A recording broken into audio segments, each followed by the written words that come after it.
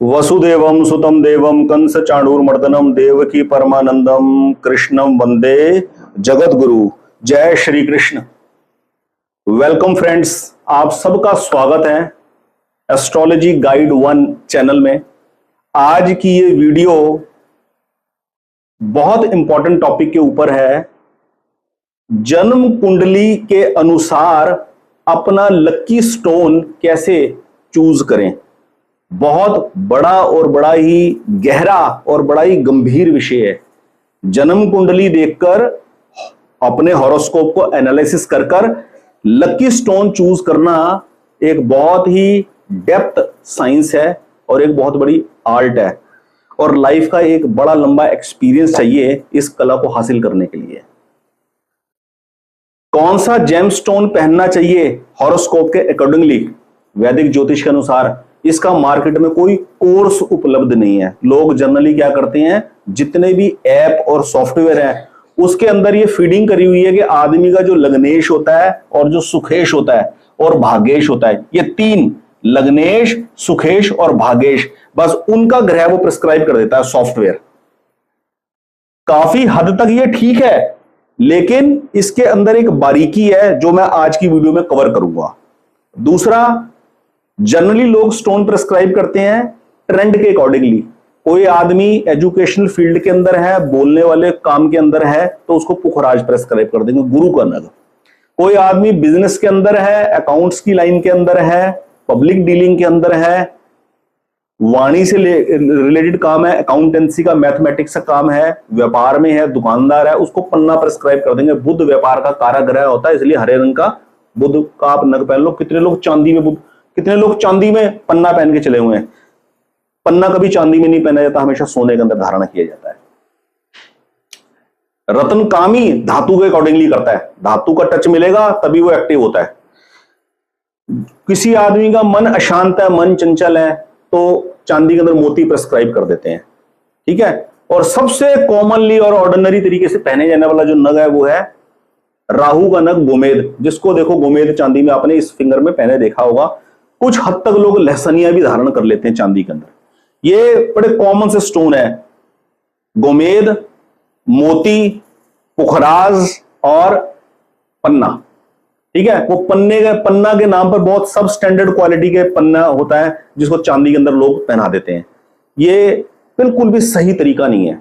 आज मैं आपको ज्योतिष के, वैदिक ज्योतिष के हिसाब से बिल्कुल इस गहरे गूढ़ रहस्य के बारे में आपको बताऊंगा इस वीडियो के माध्यम से। जन्म कुंडली के अंदर ये 4 भाव सबसे इंपॉर्टेंट होते हैं लकी स्टोन चूज करने के लिए। पहला, लगन और लग्नेश की स्थिति। दूसरा, चौथा भाव सुख भाव और सुखेश की स्थिति। सुख भाव की क्या स्थिति है और सुखेश की क्या स्थिति है। 9वां भाव भाग्य भाव, धर्म का भाव, भाव की क्या स्थिति है और भावेश की क्या स्थिति है। और जन्म कुंडली का 10वां घर, भाव की क्या स्थिति है और 10वें भाव के स्वामी की क्या स्थिति है। ये चीज मैटर करती है। और सबसे पिन पॉइंट जो है वो है जातक का जन्म किस नक्षत्र के किस चरण में हुआ है, उस नक्षत्र का स्वामी ग्रह कौन है, और उस नक्षत्र का जो जिस चरण में जन्म हुआ है उस नक्षत्र के चरण का स्वामी ग्रह कौन सा है, और ये नक्षत्र किस राशि में पड़ता है उस राशि का स्वामी कौन है। तो ये 3 ग्रह हो गए। नक्षत्र जिस राशि में स्थित है उस राशि का स्वामी, नक्षत्र का स्वामी, और नक्षत्र के 4 चरणों में से किस चरण में जन्म है उस चरण का स्वामी। ये 3 प्लेनेट इन 4 घरों में किस किस घर की लॉर्डशिप लेकर बैठेंगे। मान लीजिए इन तीन प्लैनेट्स में से एक प्लैनेट मान लीजिए शनि है, और शनि की लॉर्डशिप भाग्य भाव और कर्म भाव की पड़ गई।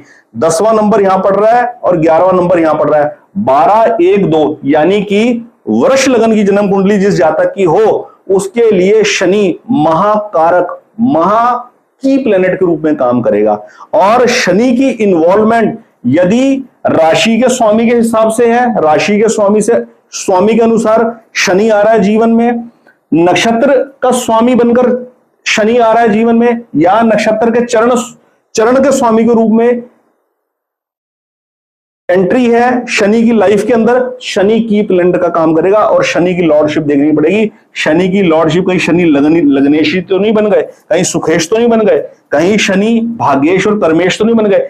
इस प्रकार से इन 3 ग्रहों का कॉम्बिनेशन और इन 4 ग्रहों का कॉम्बिनेशन सबसे मोस्ट इंपॉर्टेंट है अपनी जन्म कुंडली के हिसाब से लकी स्टोन चूज करने का।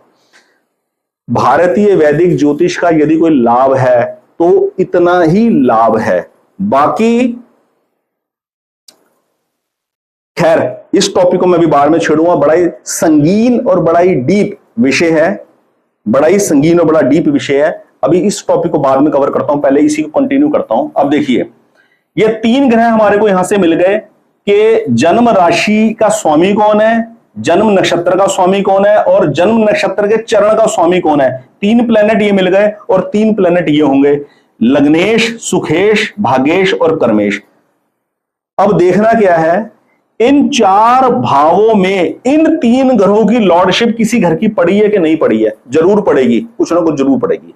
अब देखना यह है कि इन 4 घरों में, लग्नेश में, सुखेश में, भाग्येश में और कर्मेश में, इन चारों भावों में कौन सा भावेश, कौन से घर का स्वामी सबसे वीक स्थिति में है, सबसे कमजोर स्थिति में है, उस ग्रह का नग पहना जाएगा बूस्ट करने के लिए।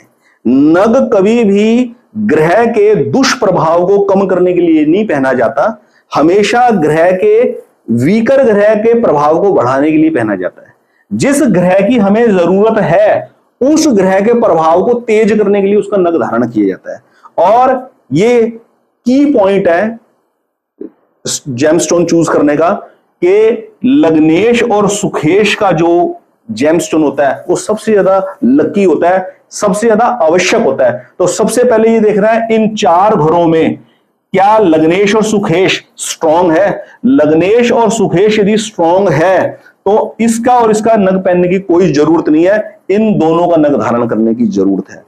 और यदि जीवन के अंदर लग्नेश और सुखेश ऑलरेडी स्ट्रांग है और आदमी अपने आप को इस कॉम्पिटिटिव वर्ल्ड के अंदर और ज्यादा उभारना चाहता है, और ज्यादा टिकना चाहता है, और ज्यादा कंपटीशन फेस करना चाहता है, तो उसको अपने भाग्येश और कर्मेश से रिलेटेड नग धारण करने के बारे में विचार करना चाहिए। इस आधार के ऊपर लकी स्टोन चूज किया जाता है। लकी स्टोन ज्यादा से ज्यादा 2 पहनने की जरूरत है, 3-3, 4-4 स्टोन पहनने की कोई जरूरत नहीं है। वैसे तो केवल इन 4 भावों में से किसी एक का ही नग काफी है, सफिशिएंट है। जो सबसे वीकर होगा उसका नग धारण करना पड़ेगा। और यदि आवश्यक हुआ तो ज्यादा से ज्यादा 2 ग्रहों का नग पहन, 2 ग्रहों के से रिलेटेड नग धारण किए जा सकते हैं। बस ये लॉजिक है भारतीय वैदिक ज्योतिष के अनुसार लकी स्टोन चूज करने की जो रीति है। इसका कोई स्पेसिफिक कोर्स कोई एस्ट्रोलॉजर नहीं करवाता लकी स्टोन कैसे चूज किया जाता है, ठीक है। केवल ऐप और सॉफ्टवेयर के अंदर ये फार्मूला डाला हुआ है कि जो आदमी का लग्नेश है उसके हिसाब से इसका नग प्रेस्क्राइब हो जाएगा, सुखेश का नग प्रेस्क्राइब हो जाएगा और भाग्येश का नग प्रेस्क्राइब हो जाएगा। आप 3-3 नग थोड़े ना पहनोगे, 3-3 नग पहनने की जरूरत थोड़े ना, इतना पैसा खर्चने की जरूरत क्या पड़ी हुई है। एक नग बहुत है आदमी को धारण करनी है। ज्यादा से ज्यादा यदि 4 प्लेनेट में से चारों को चारों एवरेज है या 1 या 2 बिलो एवरेज है तब 2 नग पहनने की जरूरत है। यदि चारों ग्रह एवरेज भी है तो भी नग धारण करने की जरूरत नहीं है, केवल एक ही नग धारण करने की जरूरत है लग्नेश की। यह है लॉजिक। दूसरा एक कॉम्बिनेशन आपको और बता दूं, मंगल और शनि का नग मूंगा और नीलम इकट्ठे धारण किए जा सकते हैं। एक स्पेशल केस में 2 विशेष लगन के व्यक्ति हैं, वृश्चिक और मकर लगन के व्यक्ति मूंगा और नीलम इकट्ठे धारण कर सकते हैं। मूंगा और नीलम इकट्ठा धारण किया जा सकता है। माणिक और हीरा कभी भी जिंदगी में इकट्ठा धारण नहीं करना चाहिए, यह बहुत ही डेंजरस और अनफेवरेबल कॉम्बिनेशन है। पुखराज और हीरा कभी जिंदगी में इकट्ठा धारण नहीं करना चाहिए, यह भी अनफेवरेबल कॉम्बिनेशन है। राहु और केतु का नग गोमेद और लहसनिया कभी भी धारण नहीं करना चाहिए। यह विशेष है आज की इस वीडियो के अंदर जानकारी।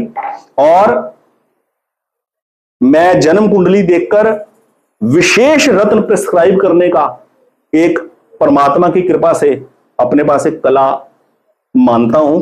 यदि किसी को लकी स्टोन कौन सा पहनना चाहिए ये एडवाइस चाहिए हो तो वो कंसल्टेशन प्राप्त कर सकते हैं इस चैनल के थ्रू। डिस्क्रिप्शन में मेरा फोन नंबर दिया हुआ है, आप मेरे को संपर्क कर सकते हैं व्हाट्सएप चैट के थ्रू, वहां नंबर मेंशन है। और दूसरा अपने हॉरोस्कोप का एनालिसिस करवाकर ही ये आपको कंसल्टेशन प्राप्त होगी। ठीक है। और कोई ऐसे लोग जिन्होंने ऑलरेडी नग पहना हुआ है, वो अगर ये चेक करवाना चाहे कि वो नग ठीक पहना है कि नहीं पहना है, उसको उतार देना चाहिए या धारण करे रखना चाहिए, उस बारे में भी आप मेरे से कंसल्टेशन ले सकते हैं। आपको फुली कॉन्फिडेंटली मैं कन्विंस करूंगा कि आपको कौन सा नग धारण करना चाहिए अथवा नहीं करना चाहिए। ये वाली नॉलेज भारतीय विद्या भवन के अंदर 2 साल के कोर्स में ज्योतिष अलंकार और ज्योतिष आचार्य में भी स्टोन प्रेस्क्रिप्शन नहीं सिखाई जाती। मार्केट के अंदर स्टोन प्रेस्क्रिप्शन सिखाना है का कोई स्पेसिफिक कोर्स अवेलेबल नहीं है। ये सिर्फ सॉफ्टवेयर के अंदर एक इंफॉर्मेशन डाली हुई है, उसके हिसाब से सॉफ्टवेयर प्रिस्क्राइब कर देता है। ज्योतिष का फायदा ही तब है यदि हम ज्योतिष की कंसल्टेंसी लेकर कोई रत्न धारण करें और हमारे को क्लियर हो जाए हमें रत्न धारण करने की कोई जरूरत ही नहीं है। बस इतना कोई फायदा है एस्ट्रोलॉजी का लाइफ के अंदर। आज की इस वीडियो में इतनी ही जानकारी। अगली वीडियो लेकर आ रहा हूं बहुत अच्छे टॉपिक के ऊपर, प्रारब्ध और पुरुषार्थ के ऊपर। 1 या 2 दिन के अंदर वो वीडियो हम बनाकर शूट करके डाल देंगे। आज की इस वीडियो में इतना ही। आपका दिन शुभ हो, मंगल में हो सबका जीवन। जय श्री कृष्ण।